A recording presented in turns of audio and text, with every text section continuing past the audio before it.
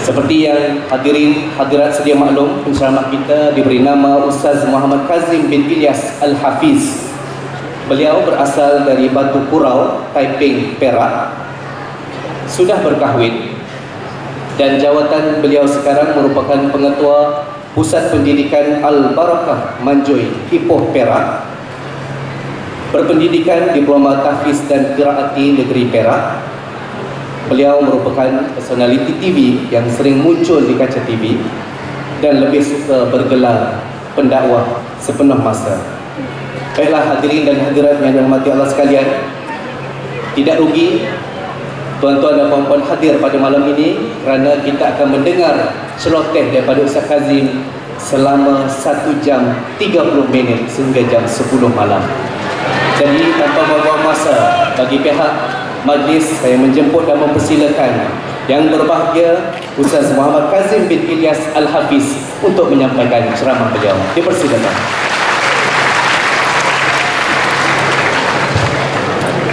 Assalamualaikum warahmatullahi wabarakatuh. Bismillahirrahmanirrahim. Alhamdulillahilladzi khalaqas samawati wal ardh وما بينهما في 6 أيام ثم استوى على العرش أشهد أن لا إله إلا الله وحده لا شريك له وأشهد أن محمدا عبده ورسوله ونصلي ونسلم على رسول الله وعلى آله وصحبه أجمعين. Terima kasih saudara pengacara majlis, tuan yang terutama Tuan Datuk Seri Panglima Haji Johar bin Datuk Haji Mahiruddin, yang di-Pertuan di Sabah, dan yang amat berbahagia Tuan Datuk Seri Panglima Hajah Nurlidah binti Datuk R.M. Jasmi, yang amat berhormat Datuk Seri Panglima Musa Haji Aman, Ketua Menteri Sabah, yang amat berbahagia Datuk Seri Panglima Datuk Hajah Faridah Haji Tusin, yang di-Pertua Badan Amal dan Kebajikan Isteri Wakil-Wakil Rakyat Barisan Nasional Sabah, yang berhormat Speaker Dewan Undangan Negeri Sabah, dan yang berbahagia Datuk Hajah Raya Erom, yang berhormat menteri-menteri, pembantu-pembantu menteri, serta isteri-isteri, seterusnya ahli-ahli yang berhormat, ketua-ketua jabatan kerajaan dan persekutuan, wakil-wakil media, tuan-tuan dan puan-puan, hadirin hadirat, mudah-mudahan dirahmati Allah. Ramai sangat ni betul ni, yang di belakang ni dah macam mana saya nak ceramah 3 jam ni, berdiri pula tu kan. Alhamdulillah, terima kasih atas jemputan ini bersama dengan majlis Maulidur Rasul. Mudah-mudahan kita dirahmati oleh Allah Subhanahu wa taala. Tuan-tuan yang dirahmati Allah, bila sebut tentang Nabi Muhammad sallallahu alaihi wasallam, ya Allah Taala sebut di dalam Al-Quran, a'udzubillahi minasyaitonir rajim, wa rafa'na laka dzikrak, dan diangkatnya, kami angkat sebutan nama kepada Nabi Muhammad sallallahu alaihi wasallam. Walaupun Rasulullah itu dah wafat, walaupun Rasulullah dah tak ada, tapi tetap kita sambut hari ulang tahun kelahirannya, hari keputeraannya. Ini perkara yang pelik. Perkara yang pelik tuan-tuan. Orang dah meninggal, orang dah tak ada, kita sambut hari ulang tahun dia, hari keputeraan baginda. Mana ada orang tuan-tuan, kita sambut hari dia lahir tetapi dia dah meninggal? Tak ada. Ada kita sambut hari ulang tahun kelahiran opah kita, dah meninggal tahun 70. Hari apa kamu buat ni? Hari kelahiran opah saya, kata dia. Tak ada tuan-tuan. Tapi untuk Nabi Muhammad kita buat. Kenapa? Sebab ada orang kata bahawa bila sambut Maulidur Rasul ini, ada yang kata bid'ah, ada yang kata benda-benda yang tak betul, ada yang kata benda-benda baharu. Bid'ah apa benda ya tuan-tuan? Kita nak tengok bid'ah ni ialah benda tokok tambah di dalam perkara-perkara ibadat. Yang kita buat sekarang ini ialah satu benda untuk meraihkan, untuk menandakan kasih sayang kita kepada Nabi Muhammad sallallahu alaihi wasallam.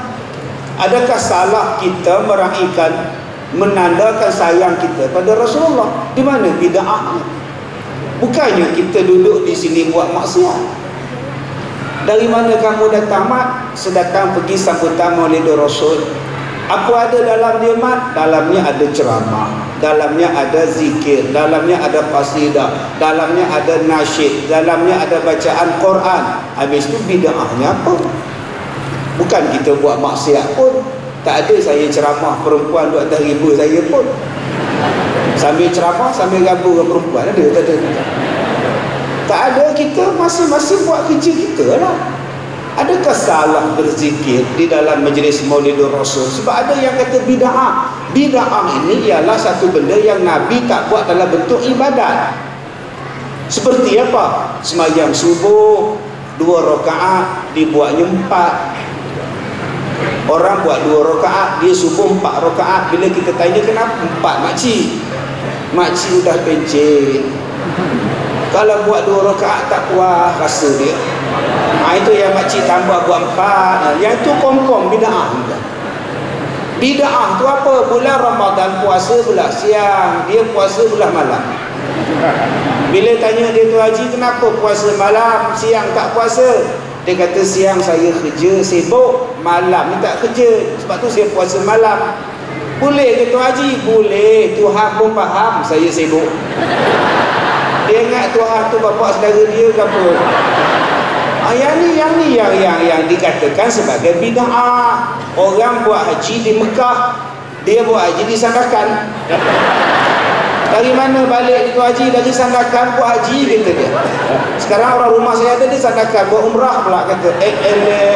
Yang itu baru nama bid'ah. Yang kita buat sambutan maulid ni bid'ah apa, tuan-tuan? Kita mengenang Rasulullah, kita memuji Rasulullah, kita berselawat kepada Rasulullah. Tadi ayat yang dibacakan, innallaha wa malaikatahu yusalluna 'alan nabi ya ayyuhalladzina amanu sallu 'alaihi wa sallimu taslima. Kita selawat. Selawat apa bid'ah ke? Jom kita selawat sama-sama, tuan-tuan.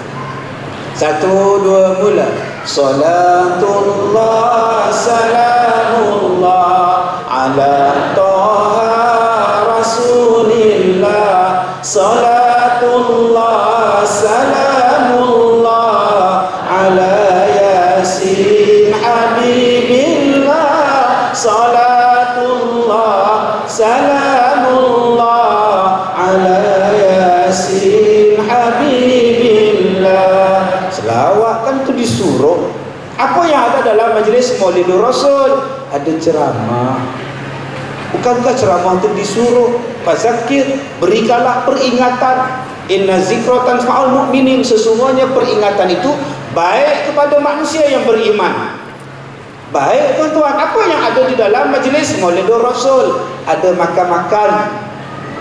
Tak tahu kalau malam ni ada ke tidak. Rasa tak ada kot. Tak ada harapan.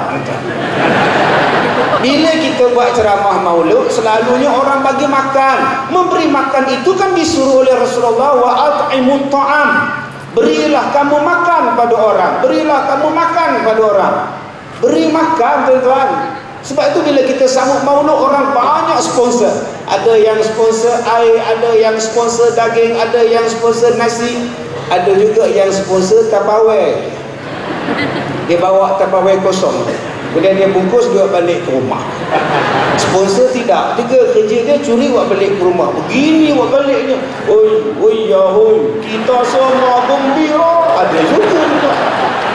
Jadi ini yang kita buat majlis maulid. Apa salahnya buatlah supaya orang cinta pada Rasul. Sebab Rasul itu ialah qudwatun hasanah, contoh yang paling baik. Contoh yang paling baik, contoh yang terbaik siapa dia? Rasulullah sallallahu alaihi wasallam. Malam ni kita membicarakan Rasulullah sebagai ketua keluarga, Rasulullah sebagai pemimpin keluarga. Yang ni yang kita nak bicarakan. Sebab tuan-tuan, ya, suasana pun makin panas. Saya di atas pentas ni pun panas. Ya, akan datang kita buat di stadium. Minta pada ulama ketua menteri kita buat di stadium. Boleh saya menyanyi lama sikit? Tuan-tuan yang dirahmati Allah, bila kita tengok Nabi Muhammad, pertama sekali tuan-tuan, ada orang faham bila sebut Nabi Muhammad ni, dia ni bisnes kecil-kecilan. Tuan-tuan, Nabi Muhammad ni seorang ahli ekonomi. Dia seorang ekonomis. Bayangkan perniagaan dia daripada kecilnya 12 tahun dah menjadi seorang peniaga. Jangan tuan-tuan faham Nabi Muhammad ni meniaga bawa pokok mangga, bawa pokok kelapa, bukan. Buka gerai satu meniaga nasi lemak, jangan faham je. Rasulullah adalah peniaga import ekspor. Dia bawa barang dagangan daripada Mekah pergi ke Syam, jaraknya 900 km, tuan-tuan. Ni yang menarik tentang Rasulullah. Tapi kita bayangkan Rasulullah ni peniaga kecil-kecilan. Ada yang kata bahawa Rasulullah kalau meniaga tak ambil untung. Salah tu tuan-tuan. Kalau tak untung, macam mana Khadijah berkenan pada Rasulullah? Ada yang meniaga di pasar, bila kita tanya, abang mintalah kurang sikit baju ini, harganya RM50 kurang, kalau RM40 ke RM45 ke, dia jawab apa? Abang, saya ni meniaga macam Rasulullah, tak ambil untung. Nampak benar nipunya gitu. Mana ada Rasulullah meniaga tak ambil untung? Rasulullah meniaga untung, sebab tu Khadijah jatuh cinta kepada dia. Khadijah berkenan pada Rasulullah kerana jujurnya. Khadijah berkenan pada Rasulullah sebab amanahnya, baiknya. Dan satu-satunya orang yang membawa hadiah kepada Khadijah selepas habis jualan ialah Nabi Muhammad sallallahu alaihi wasallam. Bila Nabi datang serahkan hasil jualan, dibaginya hadiah kepada Khadijah. Pertama kali tuan-tuan. Ni nama dia touching. Abang-abang kalau nak tarik hati isteri, bagilah hadiah. Ini touch and go tu masalahnya. Langsung tak touching langsung. Kerja dia nak go je. Rasulullah dia tarik, dia tengok orang, dia bagi hadiah. Sebab tu jom kita lazimkan bagi hadiah. Lazimkan bagi hadiah. Hadiahlah apa-apa pun tuan-tuan. Kenapa kita menjadi seorang yang kedekut, susah nak bagi hadiah? Walaupun sekadar hadiah itu merupakan satu senyuman, bagi salam, kirim salam. Nabi kata sebaik-baik hadiah ialah memberi nasihat kepada orang lain. Sebaik-baik hadiah memberi nasihat pada anak, memberi nasihat pada suami, memberi nasihat kepada pemimpin, memberi nasihat kepada rakyat, memberi nasihat itu ialah hadiah terbaik. Sebab tu Nabi kata ad-dinun nasihat, agama ini merupakan satu nasihat nak bagi orang jadi baik. Tuan-tuan, sedekahlah, sedekahlah dengan senyuman. Ini langsung tak nak senyum. Sesuka tadi tuan-tuan tengok Datuk Hajah Faridah tadi naik atas pentas senyum. Senyum tuan-tuan. Daripada awal sampai habis kerjanya senyum je. Pak kata piyuyuk, nyongeng juga gitu dia. Senyum. Susah kan nak senyum? Dengan senyum ini tuan-tuan merehatkan jantung. Dengan senyum ini menambahkan kawan. Dengan senyum ini menjadikan wajah ceria. Senyum saja, tak perlu kata apa-apa. Senyumlah seindah surya yang membawa cahaya. Senyumlah dari hati, duniamu berseri. Kan susah. Cuma saya pesan, kalau nak senyum pastikan ada orang. Jangan duduk seorang-seorang senyum. Tak sihat. Nanti ambulans jemput, hantar ke Tanjung Rambutan nama dia. Tuan-tuan, Rasulullah dia bagi hadiah kepada Khadijah. Khadijah kata, aku tak pernah dapat hadiah. Subhanallah. Itu namanya tuan-tuan, touch. Abang-abang, kalau nak bagi isteri sayang pada kita, bagi hadiah, tapi jangan cakap. Pergi ke pasar, pergi ke supermarket, pergi ke kedai butik, pergi ke pasar, sampai kedai pakaian, isteri berhenti. Isteri tarik satu baju kurung. Abang, cantiknya baju ni. Nampak? Ada batu-batu bang, cantik. Cantik gila bang. Orang gila pun tak cantik macam dia. Ya Allah. Suami marah. Berapa banyak suami marah? Kita datang nak cari ikan masin.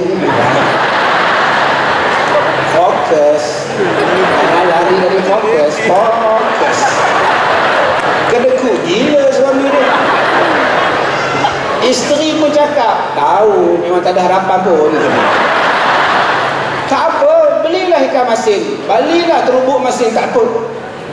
Tapi besok senyap-senyap pergi, beli balik baju kurung. Sampai di rumah jam 5.30, isteri memasak di dapur. Abang-abang letakkan baju kurung tadi atas katil.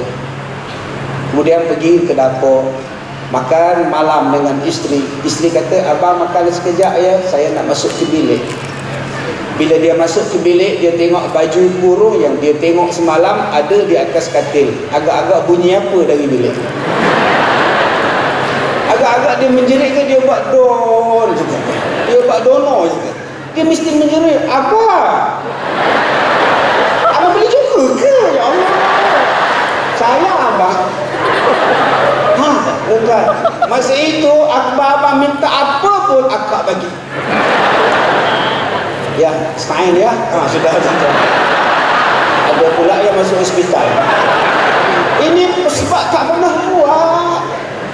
Tak pernah buat, tuan. Sebab itu kita sambut majlis Maulidur Rasul ini, kita nak tiru balik perangai Rasulullah, nak semarak balik Rasulullah. Rasulullah rajin memberi, Rasulullah rajin bersedekah. Sama ada kepada keluarganya, kepada sahabatnya, kepada jiran-jirannya. Bagi kita bukan orang yang kedekut. Sebab itu Nabi kata apa? Sayyidina Ali kata apa? Sayyidina Ali kata manusia ni ada 3. Perangai manusia ni, suami dan isteri ada 3. Baik pada isteri, tak baik pada suami. 3 benda. 3 benda ni tak baik pada suami, tapi baik pada isteri. Yang pertama apa dia? Bakhil. Bakhil ini tak baik pada suami, tapi baik kalau isteri bakhil. Apa maksud? Suami kalau kedekut tak elok. Abang, susu anak dah habis, pergilah beli, tak bayar. Beli di kopi je budak. Budak baru 5 bulan, kopi apa? Kemurlah perut budak tu. Kata bapak dia, aku minum kopi tak mati pun. Kedekut gila orang tua ni. Tapi kalau isteri kedekut bagus, dia pergi paksa, dia bawa RM10. Mak beli mak, mak tak bawa duit. Mak nak ini, mak tak bawa duit. Mak ada RM10 je. Selamat suami dia tu. Yang kedua, sombong. Sombong suami tu tak elok.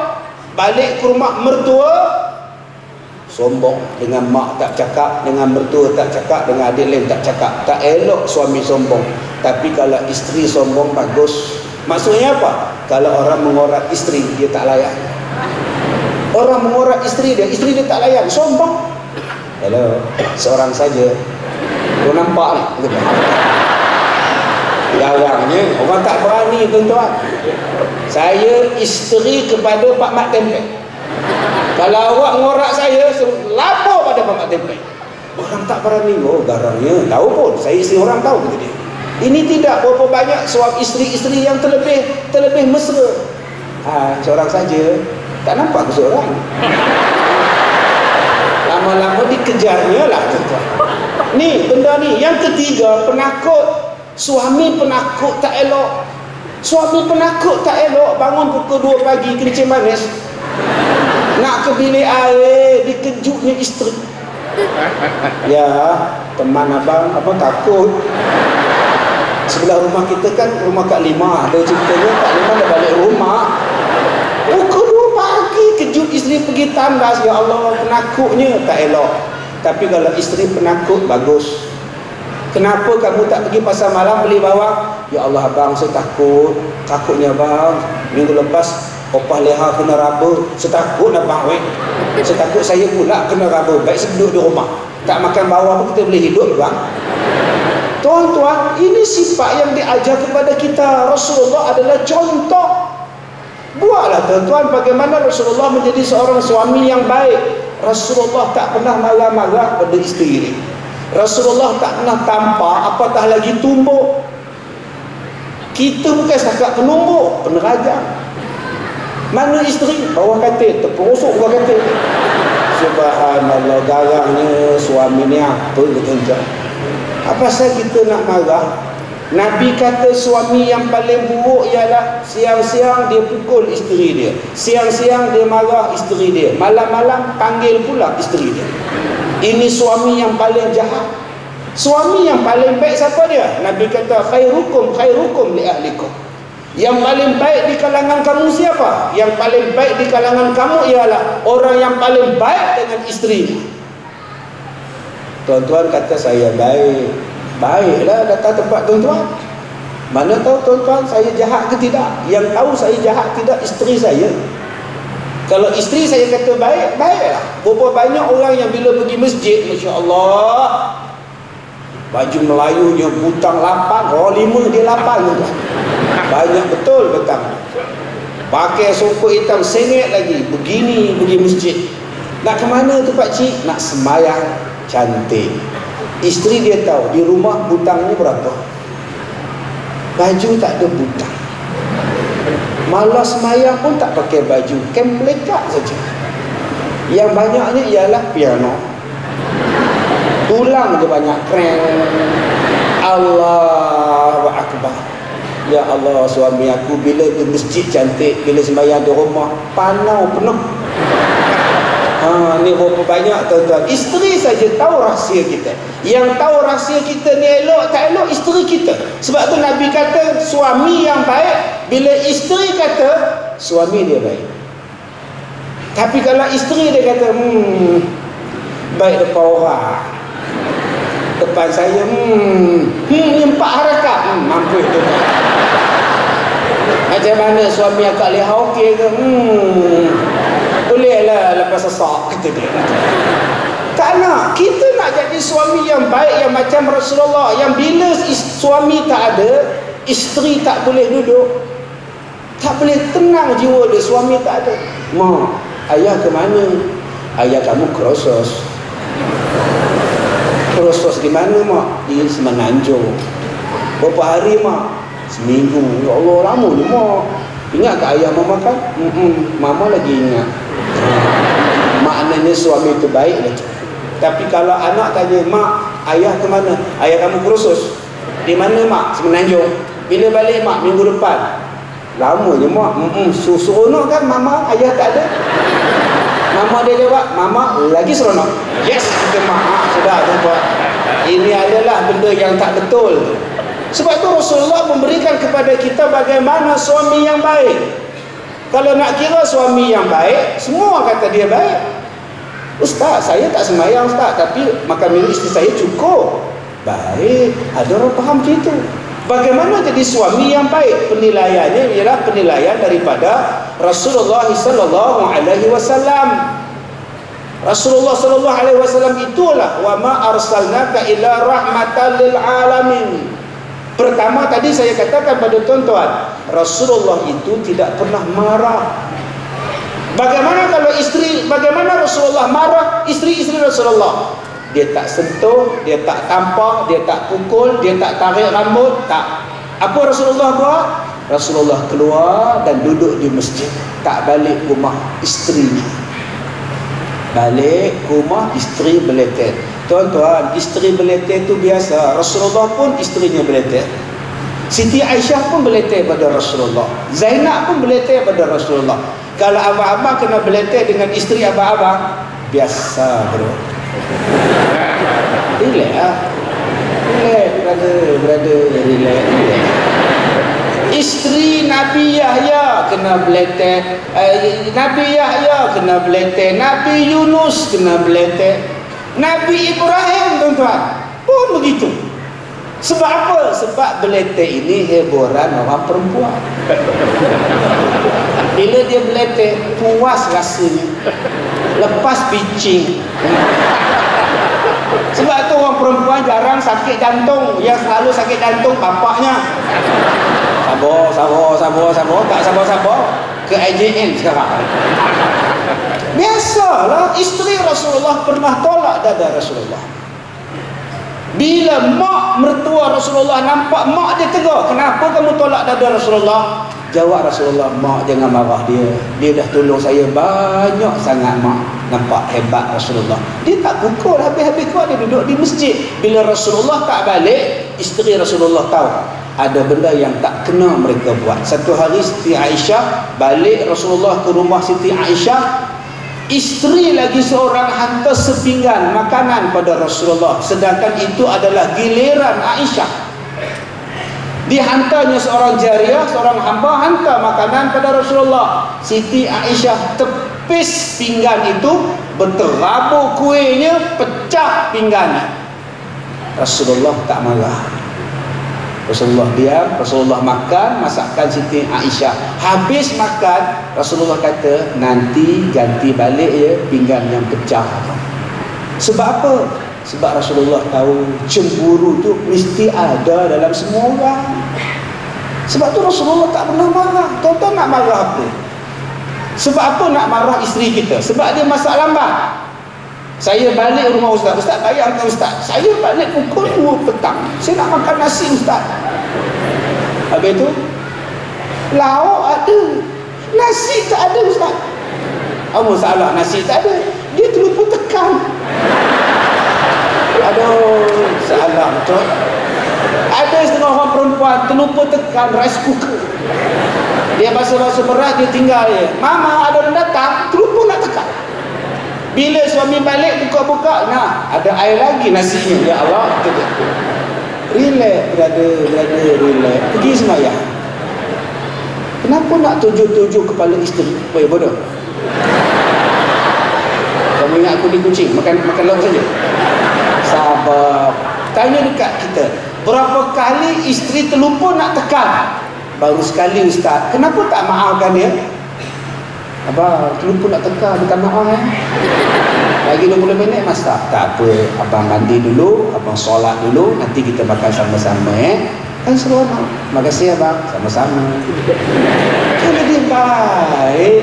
Lepas ni isteri takkan lagi lupa nak tekan. Kadang-kadang 4 kali tekan. Pom. Nak re-pom tekan. Asyik 2 kali tekan, rosak. Sudah. Tuan-tuan, relax. Kenapa nak marah? Sebab itu benda ini berlaku kepada Sayyidina Abu Bakar, Sayyidina Umar. Satu hari seorang isteri yang suka marah pada seorang sahabat. Sahabat ni tak tahan. Isteri beletek, isteri marah, isteri garang, isteri tak hormat ke dia. Dia datang nak mengadu pada Umar Al-Khattab. Bila sampai di hadapan rumah Umar Al-Khattab, dia dengar Umar pun kena beletek. Aku nak mengadu masalah pada dia, dia pun lebih kurang aku juga.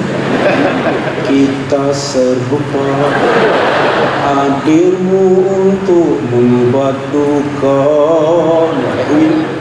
Laki-laki ni bagi salam, Assalamualaikum, bagi salam je kena beletek. Abang ni apa lah? Astagfirullahalazim, lebih kurang aku juga.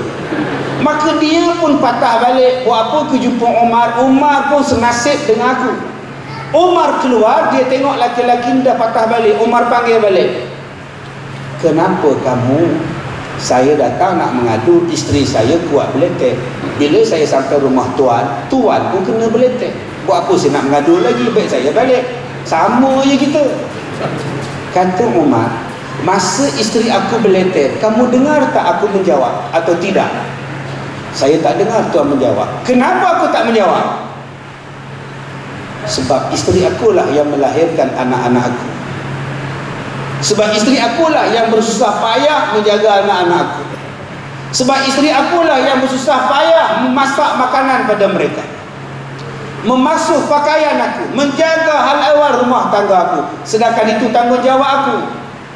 Dan lamanya isteri bersusah payah lebih lama daripada isteri beletek. Sebab itu aku diam. Dia jaga anak aku bertahun-tahun, dia masak pada aku bertahun-tahun. Dia beletek cuma sekejap. Sebab tu aku diam. Masya Allah. Ada isteri tuan-tuan beletek 24 jam? Pernah ke akak-akak beletek setengah jam? Paling poman pun 10 minit, paling tinggi pun 15 minit. Abang ni apa? Cukup. Batuk. Dia pergi ke dapur, dia minumnya air. Dah ada tuan. Tak ada isteri beletek lama-lama. Dia kalau tuan-tuan buat pekak lagi bagus. Tengok tu bila orang cakap diam dia tua ni. Nyampah aku. Nasib baik suami tak balas. Kalau dia balas, nah, talak 3 dia pergi. Sebab tu Allah ajar kepada kita lagi. lelaki tuan-tuan, sabar. Sabar banyak-banyak, fasabrun jamil, fasabrun jamil. Dan akak-akak pun janganlah kuat beletih sangat. Ingat, suami kita bukan malaikat. Suami kita pun orang, ada limit kesabarannya. Kalau bagi kan? Sudah. Dah bagi, isteri minta pula, bagi. Sudah. Dah kena bagi, erot mulut sebelah. Nak lagi? Aku bagi lagi sebelah, baru betul balik mulut kamu. Sebab tu ingat, tu yang saya cerita dulu dalam rancangan, kalau dah jodoh, ada suaminya yang dah tak sabar sebab isterinya kuat beletih sangat, tak sabar. Dia pun ada hak juga, Ustaz. Saya pun manusia biasa, Ustaz. Ustaz pun tiap hari pun Ustaz pun tak sabar. Lah tuan-tuan, dia ambil isteri dia, campak dalam perigi. Tahu lah kamu sini, beletih lah kamu sini, nyemak aja di rumah. Dia humban dalam perigi buta, tuan-tuan. Masuk hari pertama, buka tudung, makanan tak ada. Isteri aku kuat-kuat beletih pun, nasi dia masak, lauk dia siap. Sekarang isteri tak ada, susahnya. Masuk hari yang kedua, isteri aku walaupun kuat beletih, tapi masa dia tidur dia diam. Sekarang aku nak peluk siapa, dia isteri tak ada. Masuk hari ketiga aku tak tahan, aku kena ambil balik isteri aku. Kesian dalam perigi buta sorang-sorang. Suami bawa tali, diumban je dalam. Ya, ambil tali ni, pegang, angkat balik, maafkan abang ya. Angkatnya berat tuan-tuan, berat gila suami isteri aku. Bila sampai di atas, mak tangan sampai dulu, berbulu tangan hitam. Naik ke atas, ya Allah, besar gila. Siapa kamu ni? Tanya si suami. Terima kasihlah, tolong selamatkan aku. Aku ni penunggu perigi. 3 hari lepas, ada perempuan mana entah jatuh dalam perigi, beletih tak habis-habis. Pening. Nasib baik kau keluarkan aku, selamat rasa. Akak-akak, hantu pun tak tahan tau. Tambah suami akak-akak yang beletih 24 jam buat apa? Nombor 1, jadilah suami yang baik macam Rasulullah. Tak marah isteri dia, dia marah dalam bab apa? Rasulullah marah dalam bab apa? Dia marah kalau lambat solat. Rasulullah tegur isterinya kalau langgar perintah Allah. Yang tu abang-abang marah. Isteri-isteri pergi keluar rumah, sapu sampah pakai kain berkemban je, kain batik je, gini je, sak je. Tudung tak ada, apa tak ada, sapu sampah. Dia panggil pula orang yang lalu lalang depan rumah. Kemana tu Leman, kata dia. Leman berhenti motosikal, nak ke pasar Kak Leha. Singgahlah dulu, kata Kak Leha, sambil duduk garu dada. Begini Leman tengok tuan. Panggil isteri, bila keluar rumah pastikan tutup aurat ya. Nanti kalau kamu tak tutup, abang juga yang berdosa, sebab abang tak larang kamu. Kalau abang dah tegur kamu, kamu buat juga, tangguhlah dosa kamu. Yang tu tegur. Kadang-kadang isteri tak semayang, sipi-sipi nak habis maghrib baru semayang, tegur. Nak tegur isteri abang-abang, jangan menjerit. Akak-akak pun nak tegur suami, jangan menjerit. Kalau saya menjerit, tuan-tuan pun pening kepala. Kalau saya sebagai penceramah, saya pun menjerit, tuan-tuan yang dirahmati Allah. Agak-agak siapa nak dengar? Tuan kita pun minta balik. Dia tepuk kata menteri, bla bla bla, kata dia. Sebab tu jangan guna suara menjerit. Kita hendak lahir, kita. Musik tuan-tuan, itu dah tabaqat 5 tau.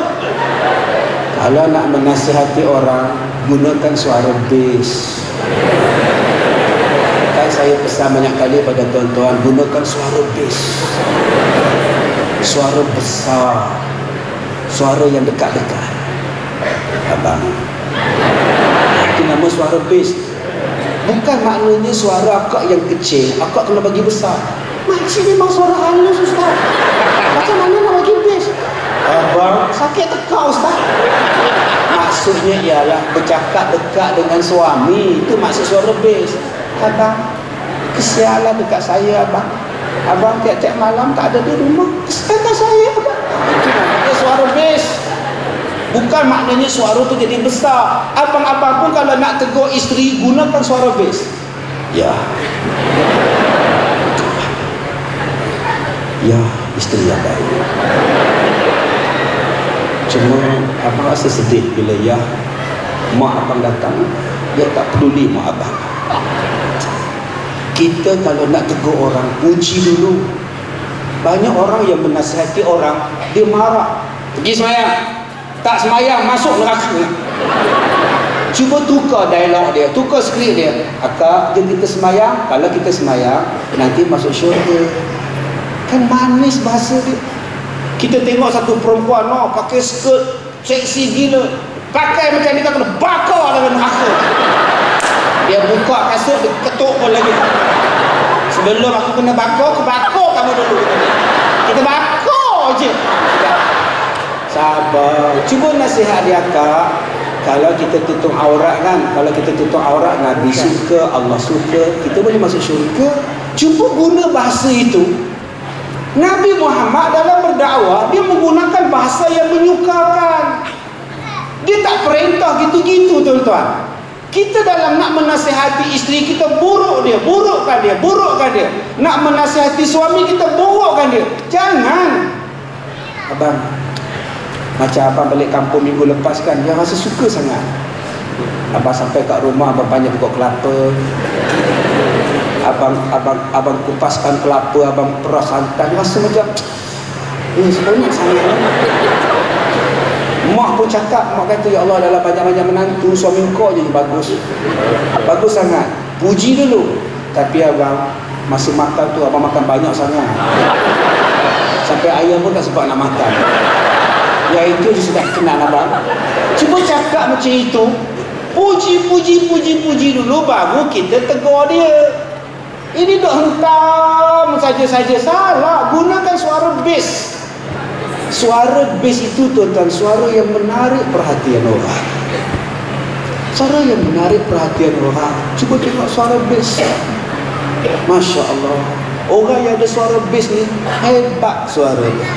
Saat yang bahagia datang sekejap saja, bawa kisah asmara di dalam hidup kita. Seandainya kita rindu, sebutlah, sebut namaku selalu. Piramli, suara dia suara bass. Bila dia menyanyi lagu, getar naik bulu roma, menanda hatiku, naik bulu roma je tuan, suara bass. Cuba suara dia halus, getar jiwa. Mak dia balik, mak kata dia. Suara bass. Sebab tu orang yang suara bass nak, kalau dia menyanyi best. Suatu hari di hari raya, 2 hari pun hari raya, 3 hari pun hari raya. Kau kekasih awal dan akhir. Suara bass. Sebab itu ustaz-ustaz daripada Indonesia kebanyakan suara bass. Bapak-bapak dan ibu-ibu. Naik ulama tuan-tuan, kalau ustaz Indon. Nah, apa lagi? Takut tuan. Bomo Indonesia pun suara bass. Saya orang Indonesia.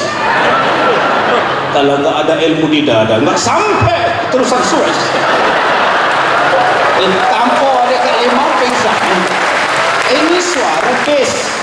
Suara bass ini saya nak mengajak pada tuan-tuan supaya menegur orang. Maksud suara bass bukan jadi suara besar. Suara bass ialah orang yang rapat dengan kita. Kita kena rapat dengan dia. Sebab tu Rasulullah dengan orang-orang muda, nah tuan-tuan, boleh tepuk bahu. Rasulullah dengan anak-anak muda boleh tepuk bahu dia. Cuba kita hari ini dengan anak-anak kita, cuba berjalan, pegang bahu anak kita. Anak kita umur 18, kita umur 44. Berjalan pergi supermarket begini. Boleh. Anak rasa seronok. Boleh man, kamu mampu melakukannya. Jadilah kau kawan pada anak-anak. Sekarang kita dah ada handphone, anak kita ada handphone, masing-masing ada Facebook, boleh SMS lagi. Berapa ramai bapak-bapak yang tak pernah SMS anak dia. SMS ni tuan-tuan, saya jarang ada di rumah. Cuma bulan ni, tahun ini saya banyak ada di rumah. 24 tahun saya jarang ada di rumah. Tahun 2014 saya dah kata dah, saya nak kurangkan ceramah. Dah tak nak ceramah dah tuan-tuan, dah tua dah otai dah saya ni. Bagilah generasi baru-baru pula, saya ni duduk di rumah. Selama 24 tahun jadi penceramah tuan-tuan, sangat jarang ada di rumah. Yang menghubungkan saya dengan anak-anak saya ialah handphone. Tahun 90-an ada handphone. Itu ada 3G masa itu, ada gambar lagi tuan-tuan. Sekarang kita dah ada dah. Kenapa kita dengan anak-anak kita jarang? Kan Sayyidina Ali kata, bila anak tu besar, kita kena jadi kawan dengan anak. Main badminton sekali, jogging sekali, naik motor sekali, naik kereta sekali, tengok televisyen sekali. Macam mana kawan-kawan dia? Cuma jangan merempit sekali. Bapak menang, anak belakang. Maksud saya ialah, kita tak nasihati isteri, kena rapat. Nak menasihati menantu, kena rapat. Nak menasihati mertua, kena rapat. Kena rapat dengan semua orang, baru kita boleh nasihat. Sebab tu saya pendekatan dakwah saya ialah semua orang kawan saya. Siapa pun dia adalah kawan saya. Dia artis, kita kena rapat dengan artis. Alhamdulillah tuan-tuan, artis-artis sekarang Masya Allah, Subhanallah. Baru ni saya jumpa dengan Joy BPR, rambut panjang, pakai spek hitam. Saya tengok pukul 9 malam, spek hitam. Oh, rockers. Saya jumpa dengan dia, Abang Joy, saya minta izin ni. Apa minta izin je Ustaz? Saya selalu menyanyi lagu Abang Joy dalam ceramah saya. Lagu apa tu Ustaz? Keunggulan Cinta. Minta izin ya, kata dia. Tuan-tuan, dia dah jadi rakan Facebook saya. Nampak? Kita baik dengan Ramli Sarip. Dia Ramli Sarip, saya Ramli Sirap. Bila buat konsert sekali tuan-tuan, sekarang Ramli Sarip dah tak menyanyi dah lagu-lagu mampu. Dia menyanyi lagu-lagu ketuhanan. Ini yang kita nak. Saya rapat dengan ahli-ahli sokan, yang main bola sepak, yang main hoki. Kita rapat. Sebab apa? Nasihat. Bila kita nasihat dengan rapat ni tuan-tuan, insya-Allah manusia boleh berubah. Sebagai seorang pendakwah, kita jadi macam Rasulullah. Rasulullah rapat dengan semua orang. Dengan orang tua Rasulullah rapat. Dengan budak-budak Rasulullah ambil budak-budak, bawa naik unta, pusing keliling Madinah tuan-tuan. Subhanallah. Ustaz, di Sabah tak ada unta Ustaz. Tak ada motosikal. Bawa anak orang duduk dalam raga, pusing kampung. Tapi hantar balik anak dia. Jangan terus dijual je pula budak tu. Cuba jadi orang yang mesra. Rasulullah seorang yang mesra. Bila dia mesra, mudah didekati, maka dia boleh berubah. Jom abang-abang, kita jadi seorang suami yang mesra dengan anak, mesra dengan isteri. Kadang-kadang garang. Abang, nasi dah siap, mai makan? Abang makan? Ya Allah, pekak ke bisu. Bila pergi makan dekat dapur, serius habis. Mana sabar? Oh, terlupalah bang, dia ambil. Kesian dekat isteri dia. Cuba mesra. Ya, dah lama tak makan kerupuk lekor kan? Nak suruh isteri buat kerja, tak payah suruh. PA, masakkan kerupuk lekor. Tak payah. Hanya perlu bercakap. Dah lama kita tak makan kerupuk lekor kan? Dah abang tak beli? Dah lama. Akak-akak bila suami cakap macam itu tandanya dia nak. Buat tak faham pula. Kalaulah pagi besok kita sarapan dengan nasi lemak kan bagus. Yelah abang, saya pun rasa macam itu abang. Tak kena. Esok akak buatlah.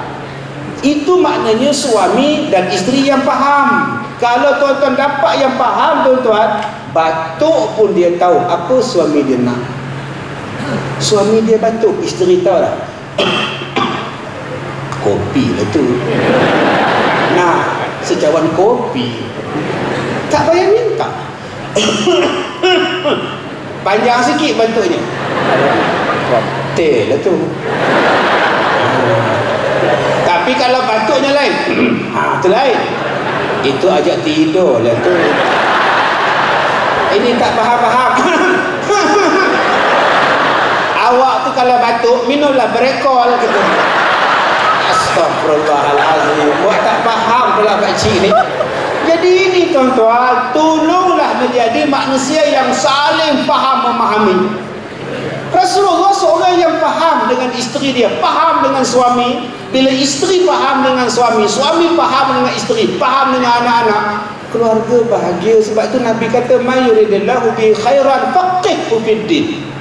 Siapa-siapa yang nak diberikan kebaikan, Allah akan berikan dia faham tentang agama. Tuan-tuan, alim lain, pandai lain, bijak lain, cerdik lain, faham lain. Nabi suruh kita bukan setakat menjadi orang pandai, Nabi juga menyuruh kita menjadi orang yang faham. Ni, saya kena jadi orang faham. Sekarang kita duduk dalam dewan ini, yang berdirinya lagi ramai pada yang duduk. Yang di luar tu tak boleh masuk, tuan-tuan. Saya kena jadi orang yang faham, ceramahnya dengan panjang-panjang. Letih dah berdiri ustaz. 2 jam setengah kami berdiri ustaz. Kalau naik kapal terbang dah sampai lumpuh ustaz. Jadi saya kena jadi orang yang faham. Ceramah pendek-pendek sudah. Ini tak faham tuan-tuan. Baru sampai 8 jam. Ya Allah, ceramah apa 8 jam? Jadilah orang yang faham. Kita tengok isteri kita menong aja. Apa masalah dia? Mesti ada masalah. Kita tengok suami kita ni menong, tangannya begini, mesti ada masalah. Waktu ini boleh cakap, waktu ni tak boleh cakap, waktu ni boleh minta, waktu ni tak boleh minta. Jadilah orang yang faham. Masalah kita sekarang, kita tak nak jadi orang yang faham. Kita nak orang faham kita, tapi kita tak pernah cuba nak memahamkan orang. Rasulullah adalah seorang yang hebat tuan-tuan. Rasulullah boleh tahu apa jawapan orang ini. Rasulullah boleh tahu keadaan orang ini. Bila kita melayan manusia mengikut orang, alhamdulillah selesai. Jom kita layan manusia mengikut kesesuaian orang. Kita dapat isteri yang garang. Macam mana nak layan isteri yang garang? Adakah kita perlu garang juga? Kita dapat seorang isteri yang diam. Macam mana nak buat pada isteri yang diam? Kita dapat seorang suami yang pemalas. Macam mana nak layan suami yang pemalas? Ya, ini tuan-tuan ilmu yang tidak ada di sekolah. Ilmu ini akan dapat dengan pengalaman. Ilmu ini akan dapat dengan pengajaran. Ilmu ini akan dapat dengan sirah. Kerana Rasulullah bertemu dengan semua manusia. Sebab itulah tuan-tuan, Nabi-Nabi keseluruhannya boleh kata sebelum diangkat menjadi Nabi, semuanya Nabi-Nabi memelihara kambing. Nabi Ibrahim bela kambing, Nabi Musa bela kambing, Nabi Muhammad bela kambing sebelum diangkat menjadi Rasulullah. Sebab apa? Sebab kambing adalah di antara binatang yang paling degil sekali. Nak jadi manusia yang hebat, Rasulullah kata bela kambing. Kambing kalau kita ajak dia mandi, dia berik dengan 4 kaki dia. Tak nak dia. Degil sungguh. Kalau tuan-tuan nak anak-anak tuan-tuan hebat, Rasulullah pesan, ajari dia bela kambing. Didik dia supaya bela kambing. Dia akan jadi seorang yang penyabar. Semua Rasulullah ajar kepada kita tuan-tuan. Bagaimana nak berhadapan dengan anak yang degil? Bagaimana nak buat dengan perbuatan-perbuatan anak yang menyakitkan hati kita? Rasulullah ajar. Sebab tu tuan-tuan, satu hari Rasulullah baca khutbah. Cucu Rasulullah naik di atas mimbar. Rasulullah tak marah. Rasulullah ambil cucu dia, dukung cucu dia sambil baca khutbah. Subhanallah. Satu hari Rasulullah main berjalan tuan-tuan, budak-budak main bola. Bolanya lalu depan Rasulullah. Rasulullah ambil bola ni bagi dekat budak ni. Rasulullah cium budak tu. Bapak budak ni kata apa? Ya Rasulullah, aku ada anak ramai, aku tak pernah cium anak-anak aku. Nabi kata malam yarham. Nabi kata bukan daripada aku, laisa minna malam yarham. Bukan orang daripada kami siapa-siapa yang tidak ada kasih sayang. Tak kasih sayang pada anak, tak kasih sayang pada orang tua. Berapa banyak sentuhan-sentuhan kita ni tuan-tuan, kita tak buat. Jom kita sentuh anak kita. Anak kita yang waktu kecil, apa yang kita buat? Kadang-kadang isteri mengandung, kita tak pernah sentuh perut dia. Isteri punya duk cerita lah, abang, dia bergerak abang. Tengok abang. Abang nampak kaki abang. Suami buat dia. Tak anak ke alien tu. Astagfirullahalazim. Ganas gila. Dia katanya alien tuan-tuan. Isteri jawab, bukan alien lah, predator. La ilaha illallah. Itu isteri nak perhatian. Ambil tangan letak atas perut isteri yang mengandung. Dia tendang lah. Dia tendang lah. Kamu tak geli ke PA? Kalau abang mengandung macam mana rupa dia? Barulah isteri rasa seronok. Sebab tu yang mula-mula dapat kesan pergerakan anak, isteri. Yang dapat tahu anak ni senyum, isteri. Yang dapat tahu anak ni boleh menerak, boleh merangkak, isteri. Bapa tak ambil tahu, ni silap dia. Jom kita ambil tahu. Ambil tahu inilah tuan-tuan, supaya kita jadi kasih. Kadang-kadang kita tak ambil tahu tentang kerana anak kita, dengan siapa dia berkawan. Anak saya umur 18 tahun, perempuan. Saya tengok handphone dia. Bila saya pegang handphone, dia ambil balik. Ayah, ni ambil kakak punya. Ayah nak check handphone. Tak boleh lah ayah, tak boleh lah ayah. Kamu dah nampak power. Tak ada lah. Habis tu, pasal apa handphone tak boleh pegang? Tak ada lah. Ada lah. Tak ada lah. Tak ada lah. Hati tuan-tuan. Anak saya yang seorang tu 12 tahun sekarang tingkatan 1. Darjah 6. Saya bawa dia pergi semayang Jumaat. Saja saya gurau dengan dia, Am, kamu dah ada makwa? Dah ada makwa ke Am? Mana ada? Cakap kata, dah ada makwa belum? Dah ada dah. Darjah 6 terkejut, beruk saya tuan-tuan. Saya kata darjah 6 dah ada makwa lah, makwa. Bukan Am ngorak dia ngorak Am, kata dia. Astagfirullahalazim, subhanallah tuan-tuan. Kadang-kadang kita tak kenal siapa kawan anak kita. Kita tak kenal. Bila kita tak kenal siapa kawan dia, siapa perangai dia, itu yang jadi rosak. Rasulullah adalah seorang contoh yang paling terbaik. Dengan budak Rasulullah layan paling baik, dengan isteri layan paling baik. Rasulullah tak pernah memanggil isteri dengan perkataan yang menyakitkan isteri. Dia tak pernah panggil bodoh. Kita SMS ke isteri, weh bodoh. Panggil bodoh. Rasulullah memanggil isterinya dengan panggilan Ya Humaira, wahai isteriku yang putih kemerah-merahan kulitnya. Subhanallah. Rasulullah panggil isterinya Ya Muwaffaqah, wahai perempuan yang cerdik, wahai isteri yang cerdik. Subhanallah. Seronok orang dengar tuan-tuan. Kenapa Nabi panggil Ya Muwaffaqah? Satu hari Nabi cerita dengan sahabat-sahabat. Rasulullah kata, siapa yang meninggal anaknya yang kecil, belum cukup umur, anak ini akan menunggu mak bapak dia di hadapan pintu syurga. Siapa yang meninggal 2 orang anaknya, dia akan tunggu di hadapan pintu syurga, tunggu mak bapak. Sebab tu akak-akak jangan susah hati. Kalau anak kecil mati, meninggal, jangan susah hati. Jangan duduk sedih-sedih. Sehari duduk sedih sudah cukup. Ini dah 6 tahun, berbengkak mata, dah pakai spray hitam, dia kasi selamat ke sekarang? Dah meninggal budak tu 6 bulan, budak tu 7 tahun, dia belum cukup umur, confirm masuk syurga. Bila Nabi cakap 2 mati masuk syurga, tunggu mak bapak depan pintu syurga. Seorang sahabat bangun, Ya Rasulullah, bagaimana dengan saya? Saya cuma seorang, anak saya mati kecil. Adakah anak saya menunggu saya di hadapan pintu syurga? Jawab Rasulullah, walaupun kamu seorang anak kamu meninggal, dia tetap menunggu kamu di hadapan pintu syurga. Senyum sahabat tadi, Alhamdulillah ada wakil dalam syurga. Sebab itu akak-akak relax. Itu yang satu makcik jawab, memang makcik relax ustaz. Anak makcik 2 orang meninggal kecil. Tu yang makcik sejak dia meninggal tu makcik tak semayang dah. Kenapa tak semayang? Dia dah tunggu depan pintu syurga, kata dia. Silap pintu lah dia tunggu makcik. Patutnya dia tunggu depan pintu neraka. Tak semayang. Tuan-tuan, bila Rasulullah cakap macam itu, Siti Aisyah bangun. Ya Rasulullah, bagaimana dengan kami yang kahwin, tak ada anak? Kahwin, tak ada anak, siapa yang nak menunggu kami? Ya Rasulullah, bagaimana dengan kami yang kahwin, ada anak, tak mati-mati kecil Ustaz? Kita duk tengok anak kita bila lah mati budak ni, sampai ketua hidup dia. Ustaz, macam mana dengan kami, orang yang tak kahwin? Bukan tak nak kahwin, tak ada jodoh. Tiap-tiap hari tengok rancangan kalau ada jodoh, duk tertunggu-tunggu bila lah. Tak ada jodoh, bukan tak nak kahwin. Ada orang Minang tapi putus. Ada orang datang Minang tak jadi, sampai dah tak nak masak lah. Kali ni kali yang kelima dah Ustaz.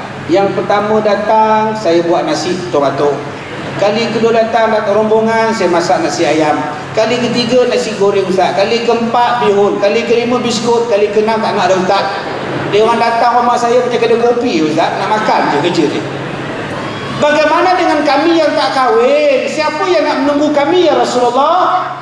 Jawab Rasulullah, akulah yang akan menunggu mereka di hadapan pintu syurga. Subhanallah. Dia kata apa pada Siti Aisyah? Ya muwafaqah, aku yang akan menunggu mereka. Tuan-tuan, yang menunggu kita Rasulullah. Ni akak-akak di sini ramai yang belum kahwin, umur dah 60. Relax brother, relax. Kita kadang-kadang kita ngutuk orang yang lama kahwin. Tak kahwin lagi ke anak dia? Mana kahwin dah 50 tu. Kenapa tak kahwin? Memilih. Orang nak, dia tak nak. Siapa yang nak? Aku nak kat dia tak nak. Kita kutuk orang yang tak kahwin, kita lupa Rasulullah tunggu dia. Akak-akak jangan susah hati. Kalau akak-akak tak kahwin, Rasulullah tunggu. Tak sabar-sabar ni Rasulullah nak tunggu. Bukan eliket tau. Abang-abang di sini yang tak kahwin, nama sekarang mak teruna. Asal pergi Minang kena tolak, asal kena tolak pergi Minang. Sekarang dah 70, tiba-tiba mati. Rajin solat, rajin ibadat. Rasulullah tunggu di hadapan pintu syurga. Sebab tu kita jangan hina orang yang tak kahwin. Bukan dia tak nak kahwin, tak ada jodoh dia. Jodohnya mungkin Allah simpan di dalam syurga. Kita tidak ngutuk. Rasulullah tak mengutuk, Rasulullah bagi semangat. Akak-akak, abang-abang yang kahwin tapi tak ada anak, ya Allah, macam-macam ikhtiar. Pil sana, hormon sini, cocok sana, cocok sini. Dia orang kata kena minum air kasih dayang bunting di Langkawi. Terbang ke Langkawi, pergi ke dayang bunting. Yang buntingnya pulau, dia tak bunting. Subhanallah. Yang bunting-buntingnya pulau je, isterinya balik kempes juga. Allah tak bagi anak, sabar. Orang macam ini Nabi tunggu di hadapan pintu syurga. Jangan menghina orang yang tak ada anak. Kita kadang-kadang perli orang yang tak ada anak. Dia orang tak ada anak ke? Tak. Dah kahwin lama pun tak beranak. Gamaknya mandul gamaknya. Kadang-kadang mak mertua marah, menantu tak beranak. Kamu ni bila nak beranak leha, asyik mak je yang salin. Marah ke anak. Jangan. Nabi tunggu mereka.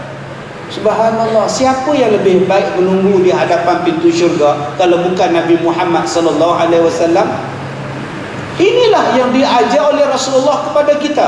Rasulullah mengajar kepada kita memberi semangat.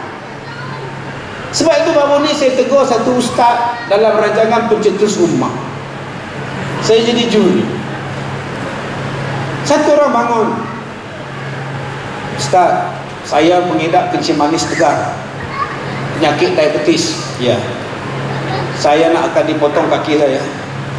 Jadi soalan saya, bagaimanakah saya nak menghadapi keadaan saya begini, nak dipotong kakinya? Macam mana Ustaz? Ustaz tu jawab, abang, sebenarnya opah saya juga kencing manis dan telah dipotong kaki dan telah meninggal dunia. Tuan-tuan, susah hati tuan-tuan. Dia tak tahu juri tetap dia pun kencing manis juga. Jangan bagi orang down. Suami jangan bagi down, isteri jangan bagi down. Kadang-kadang isteri bagi lemah semangat suami. Awak nak niaga apa? Niaga minyak, down balik. Cuma bagi semangat. Kadang-kadang suami kutuk isteri, awak nak meniaga apa ya Allah, MLM apa kata dia. Cuba bagi semangat, Kadang-kadang kita tak pernah puji suami kita. Suami kita balik rumah, rambut dah pendek, dah potong. Cuba puji. Cantiknya abang kita rambut patut cantik.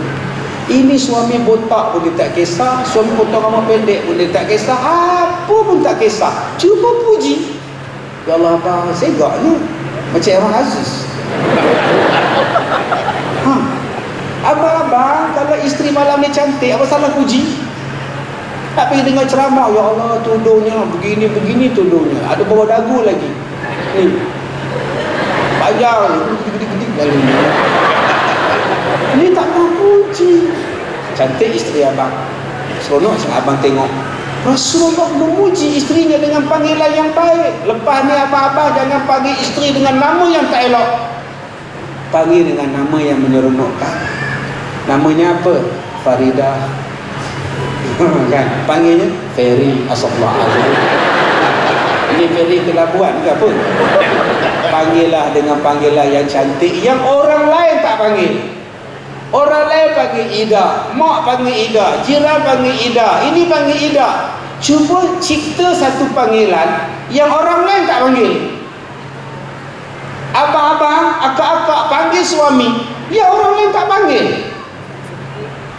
Sebab tu akak-akak Nabi Muhammad, isteri dia panggil apa? Ya Rasulullah. Dia tak panggil mak. Muhammad makan. Abang mak tak. Dia panggil ya Rasulullah. Maknanya akak-akak boleh memanggil isteri, boleh memanggil suami dengan gelaran suami. Kalau suami akak-akak ustaz, panggil abang Us. Salah kan? Abang Us. Boleh. Kalau suami akak-akak abang Imam, abang Mam, abang Mam, main mamam. Naik bulu rumah tu imam dulu.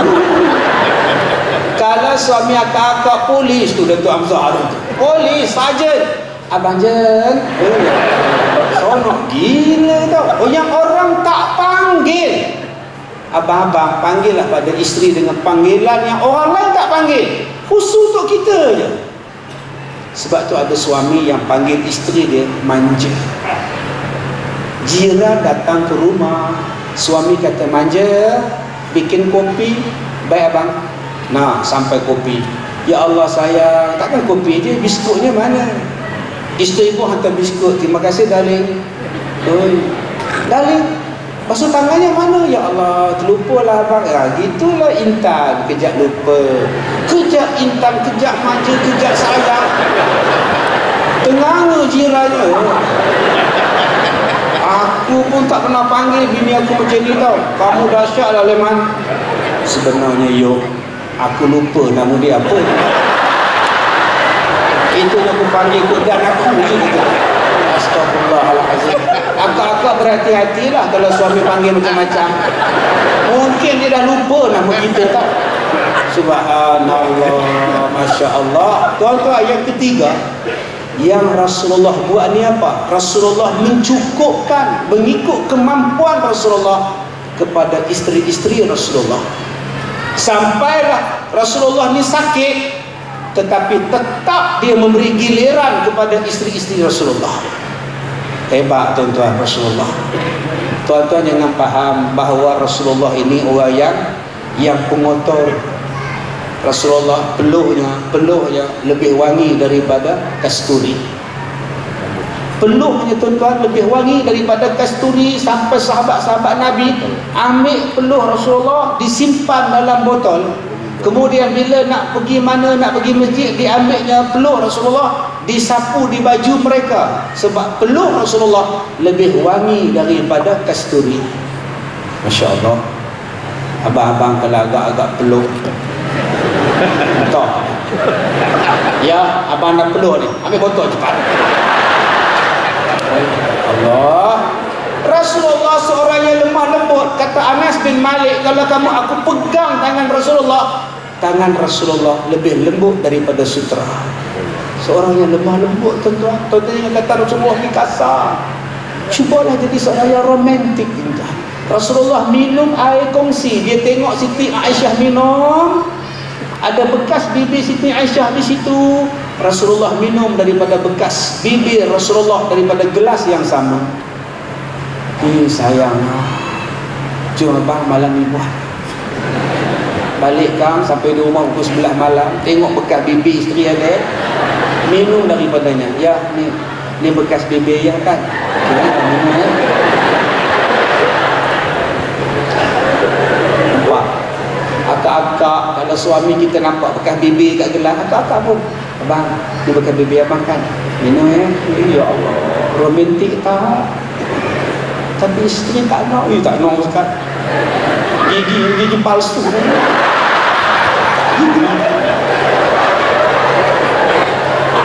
Ya Allah, tuan-tuan. Kadang-kadang kita ni tak mau pakai gigi palsu, dah lah dengan gusi saja. Minum pun naik geli orang. Kongsi, Rasulullah kongsi. Ada yang pakai gigi palsu, duk main gigi. Dia main gigi dia tau. Gigi palsu dah longgar, tak guna poliden. Kejap keluar, kejap masuk. Dia nak kongsi juga kata. Kongsi. Sunnah Rasulullah. Kalau otak kamu sunnah Rasulullah. Ngotor ni bukannya lah. Ada ngotor. Sifat pengotor. Cubalah buat satu panggilan yang perkara yang menyukakan orang. Ini nak buang angin, nak kentut depan isteri lah dia kejar. Isteri masak di dapur, dia elok baca paper. Bila nak buang angin, dia lari ke dapur. Abang, buruk je panggil abang. Jangan jadilah orang yang menyukakan. Rasulullah wangi, pakaiannya cantik, bersih, hebat. Bila isteri Rasulullah tengok Rasulullah, subhanallah. Sahabat tengok Rasulullah, subhanallah. Pernah satu hari Nabi Muhammad semayang hari raya pakai baju merah, serban putih, rambutnya sampai ke bahu. Berjalan di waktu duha nak pergi semayang. Sampai sahabat-sahabat kata, kami tidak tengok orang lain yang lebih segak melainkan Nabi Muhammad sallallahu alaihi wasallam. Jom abang-abang jadi orang segak. Jangan jadi orang yang pengotor. Kadang-kadang subhanallah duduk di rumah tak pakai baju, tengok TV.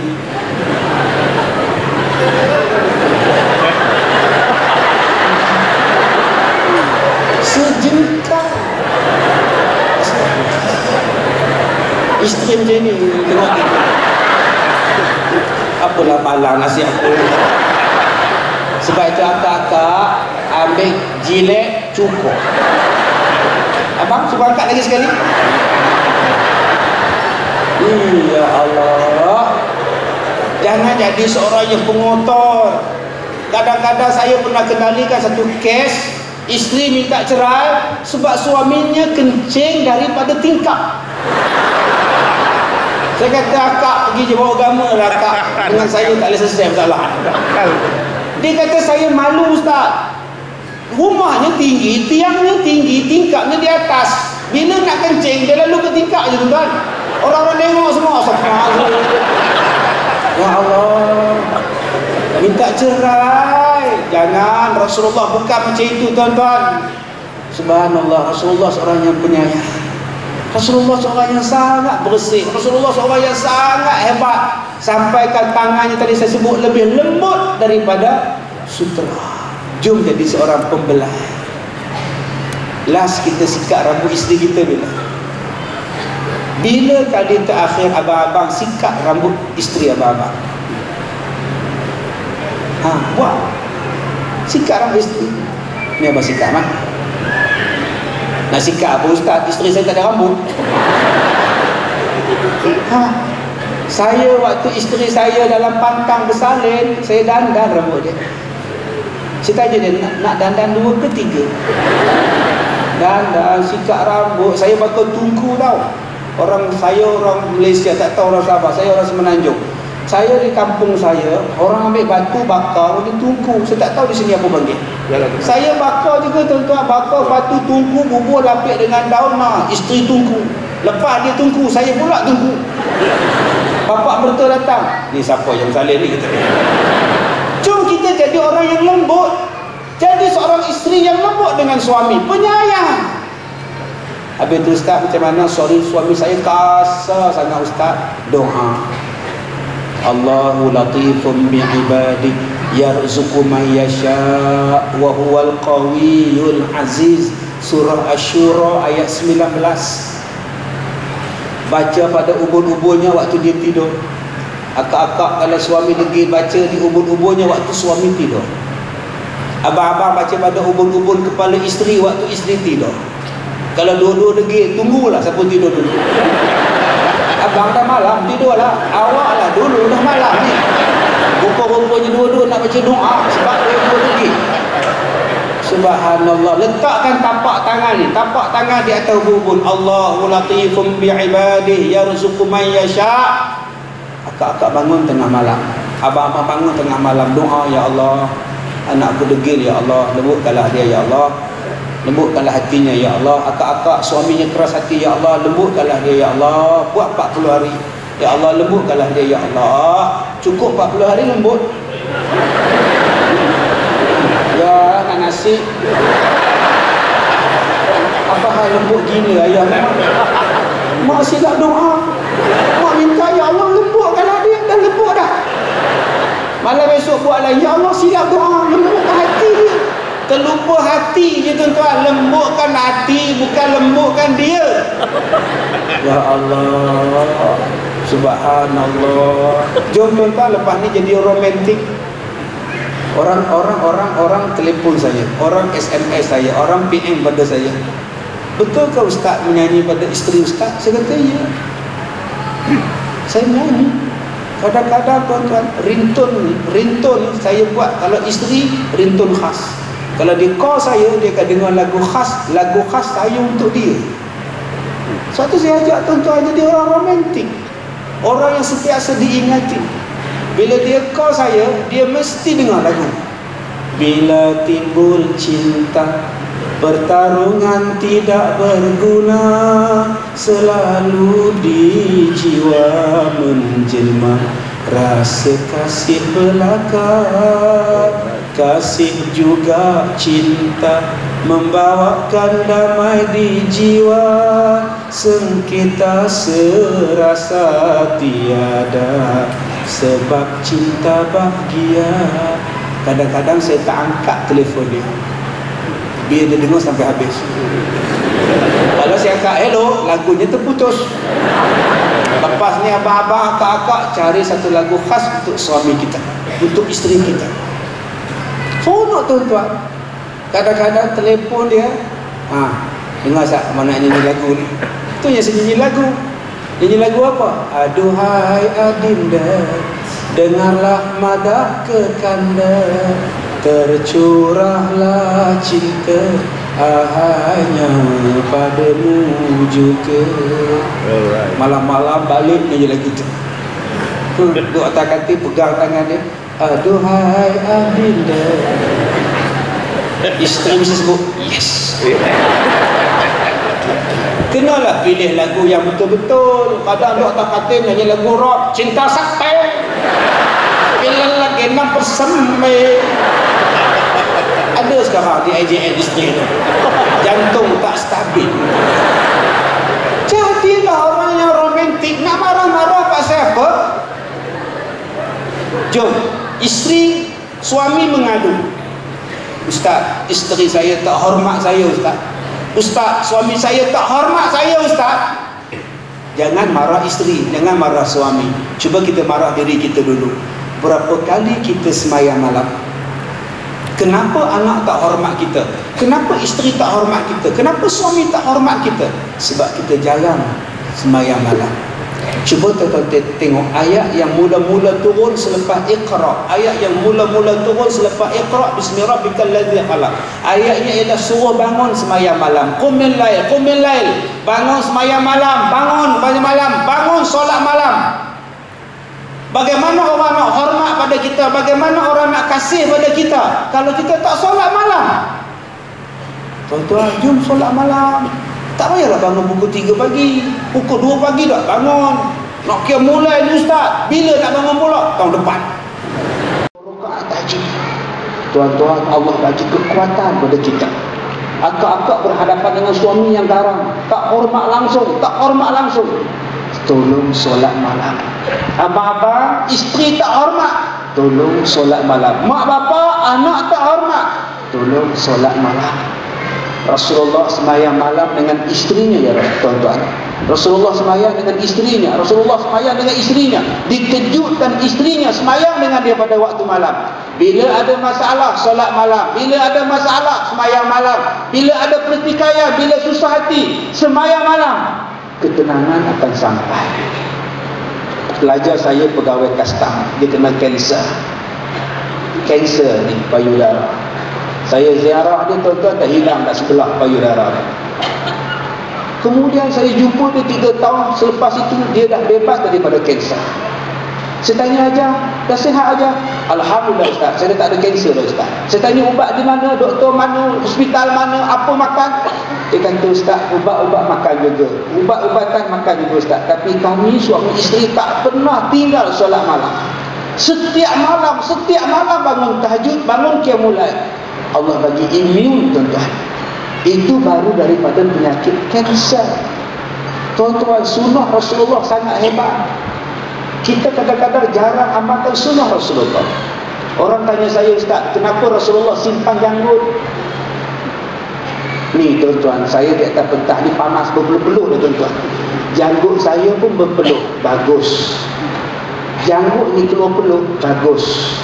Dia mengurangkan risiko sakit jantung. Kerana peluh yang keluar daripada janggut adalah peluh yang merembeskan benda yang boleh menyumbatkan saluran jantung. Abang-abang yang belum ada janggut, start besok simpan. Akak-akak tak payah sibuk pakai minyak pon. Nak buat apa leha, nak janggut juga, tak payah. Tuan-tuan, Rasulullah mengajar kita makan perlahan-lahan. 21 kali kunyah baru telan, 21 kali kunyah baru telan. Sebab apa?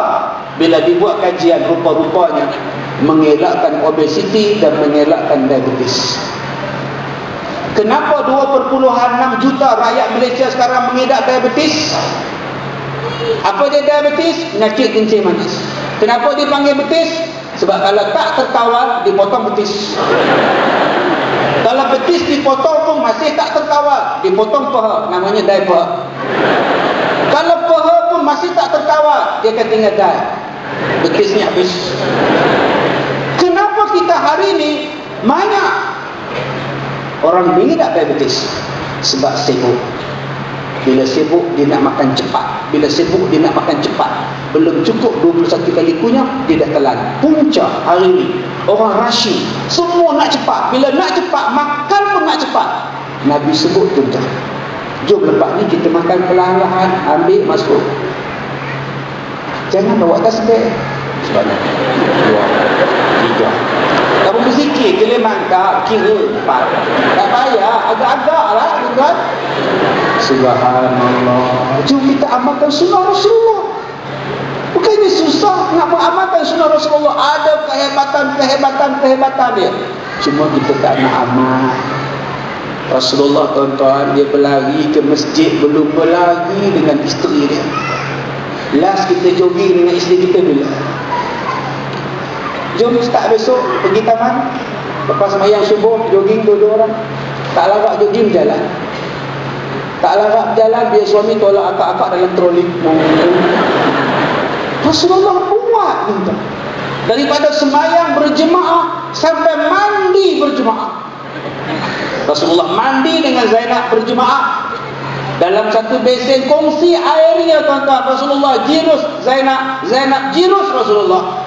Last kita mandi satu bilik air dengan isteri kita, suami kita bila? Sekarang dah tak buat, Ustaz. Kenapa? Kalau kita masuk dulu tak muat, Ustaz. Saya pun dah besar, dia pun dah besar, Ustaz. Tak muat bilik air, Ustaz. Cuma buat balik. Rasulullah berjemaah dalam solat, Rasulullah berjemaah dalam makan, Rasulullah berjemaah dalam sokan, Rasulullah berjemaah dalam semua benda. Kadang-kadang kita tengok televisyen pun tak berjemaah. Jemaahlah tuan-tuan sambil tengok kalau dah jodoh.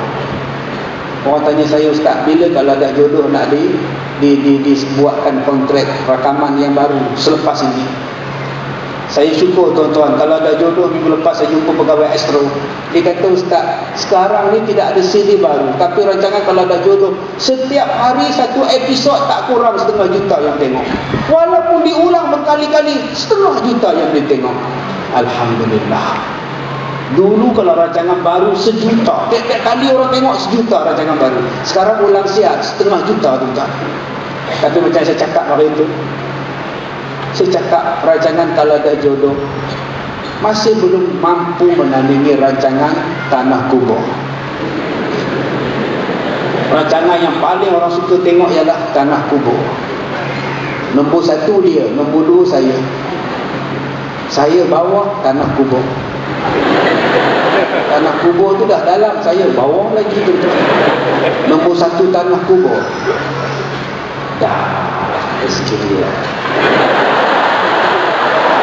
Yang mana faham? Tak faham juga.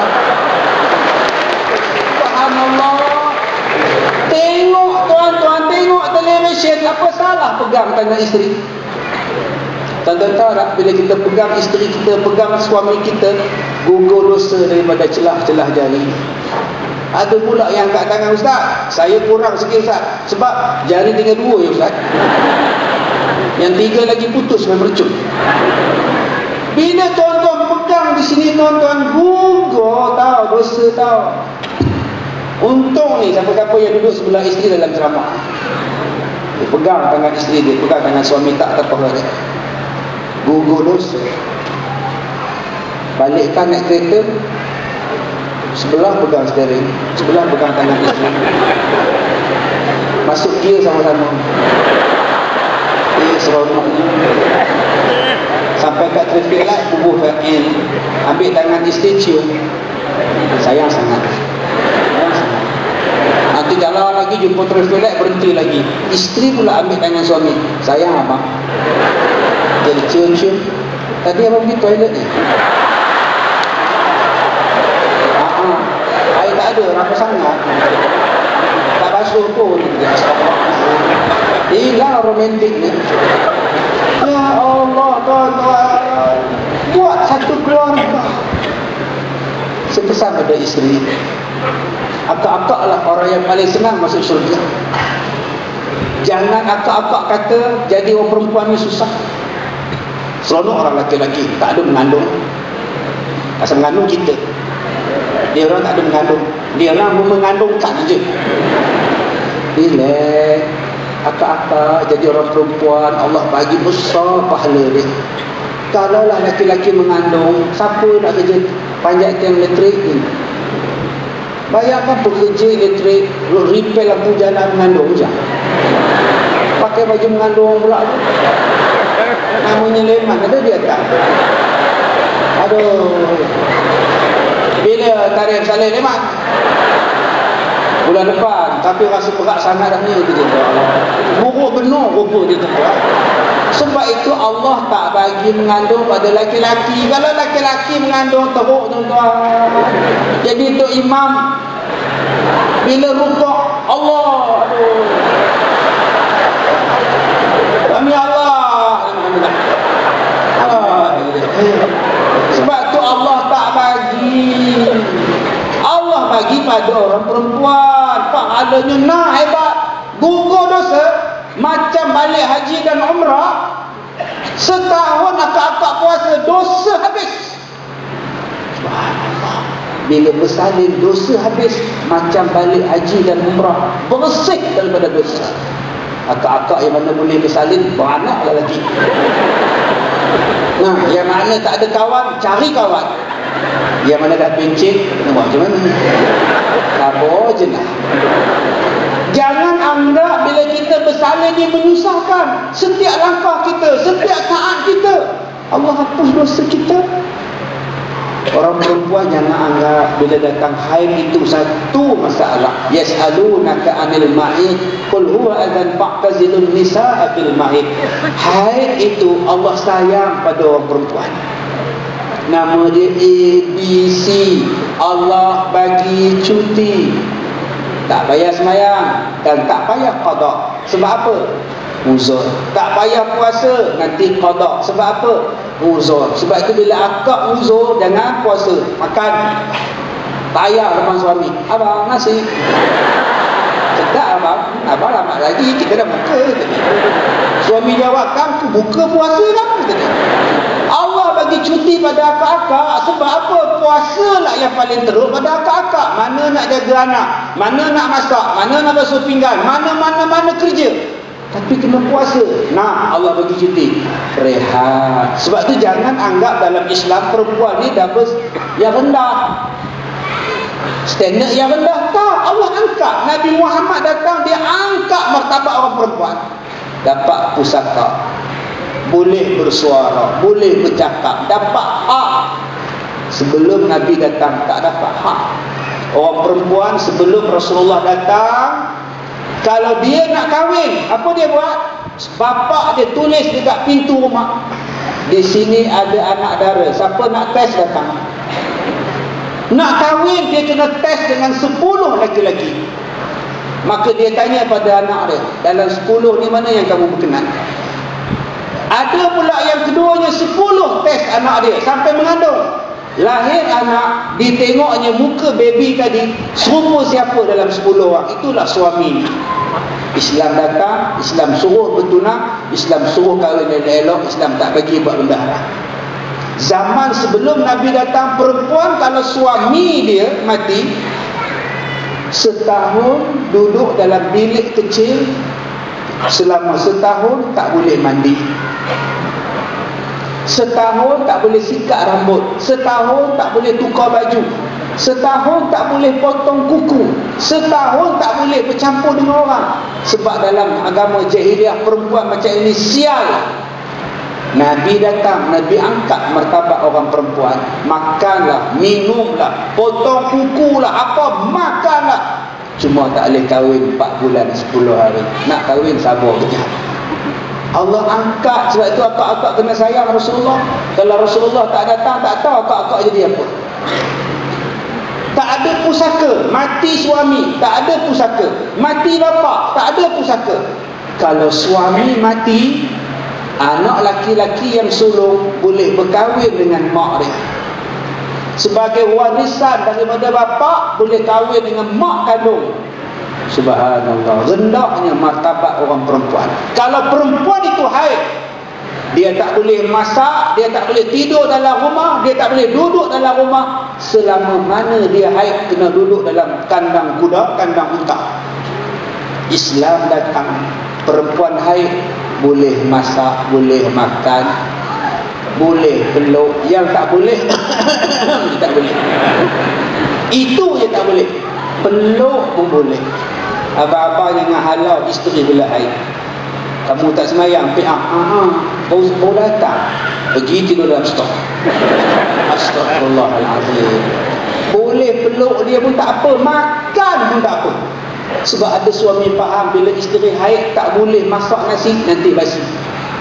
Ya Allah, buruk benar perangai. Makanlah. Kalau orang perempuan haid tak boleh masak, macam mana dengan tokek restoran? Tutup seminggu, kenapa tutup badan? Isteri saya haid. Apa ni tak betul. Islam angkat. Jadi akak-akak bersyukur. Perempuan paling senang masuk syurga. Pertama apa dia? Sembahyang. Paling senang. Solat 5 waktu. Kenapa paling senang masuk syurga dengan solat? Sebab solatlah yang paling susah untuk orang perempuan.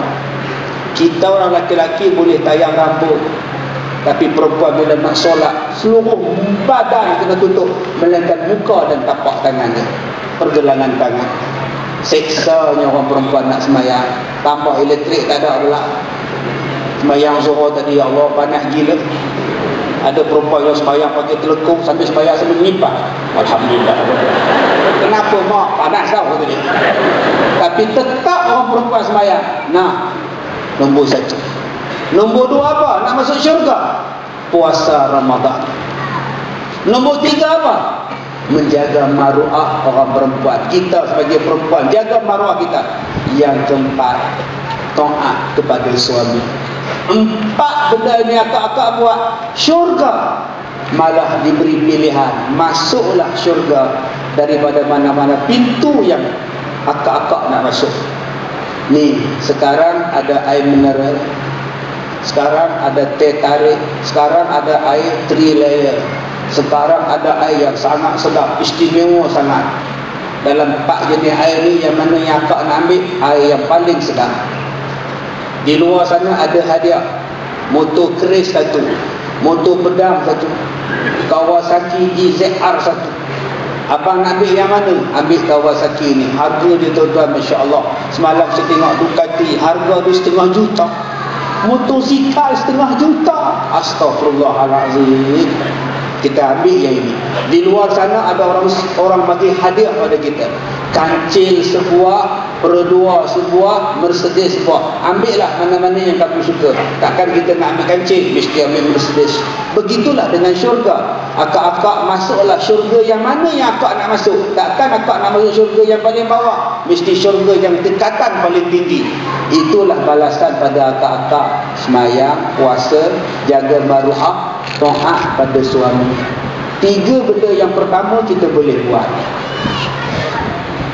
tapi yang keempat tu paling susah. Semayang boleh buat, puasa boleh buat, jaga maruah boleh buat. Ni nak taat pada suami paling susah. Tolong abang-abang, kita juga berpeluang masuk syurga. Bila kita ada anak, bila kita ada isteri, mereka adalah sumber pahala kita. Sumber pahala. Sebab tu jangan berkira dengan anak. Anak nak makan, bagi. Anak sakit, ke hospital bawa.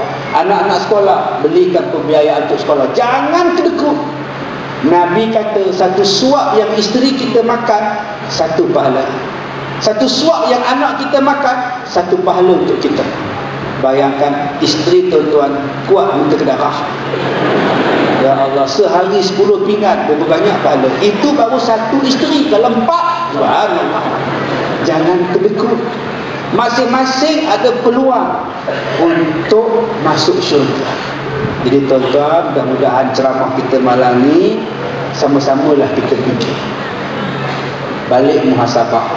Yang terakhir, kalau anak tuan-tuan ada degil, kalau anak tuan-tuan ada masalah degil, suami isteri malam ni muhasabah. Kenapa anak kita degil? Apa salah kita? Jangan tanya apa salah anak, tanya kita. Apa makan minum yang kita bagi? Apa benda syubhat yang kita dah suap masuk dalam mulut anak? Malam ni kalau boleh buat semayang malam, duk fikir, kenapa anak aku derhaka? Kadang-kadang punca anak derhaka daripada kita. Sebab tu adik di bawah tadi, dia suruh saya menyanyi lagu malam. Anak muda kita datang. Di keheningan malam, tafakur di kesyahduan, merindui janji-Mu Tuhan, bantuan di perjuangan.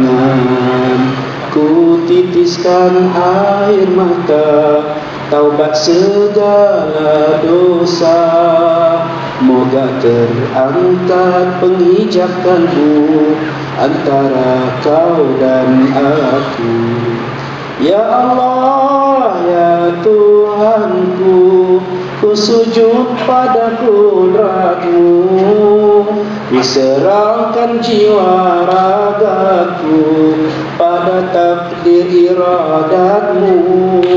Bimbinglah daku dalam redha-Mu, kasihi daku dalam rahmat-Mu. Hanya padamu aku mengadu, ya Allah, ya Tuhanku. Kita mengadu pada Allah. Isteri ada masalah, suami ada masalah, anak-anak ada masalah, mengadu pada Allah. Tuan-tuan, tadi ada satu mesej masuk. Dia kata, Ustaz tolong nyanyikan lagu yang Ustaz menyanyi depan Agong. Baru ni saya nyanyi depan yang di Pertuan Agong. Saya nyanyilah lagu ini Ustaz, penutup ceramah kita malam ni. Canda oh canda, canda oh canda, kisi ne churaye tere mere nindiya, जागे सारे रेना तेरे मेरे नैना. Dah sambung lagi. तेरे और मेरे एक ही कहानी, हम तुम दोनों की खबर किसी ने न जानी. Masa dah tamat. Nanti kita buat lagi Terima kasih semua. Kita lagi minta maaf. Terima kasih Tuan. Terima kasih. Minta maaf. Minta terkasih bahasa. Wabillahi taufiq wal hidayah.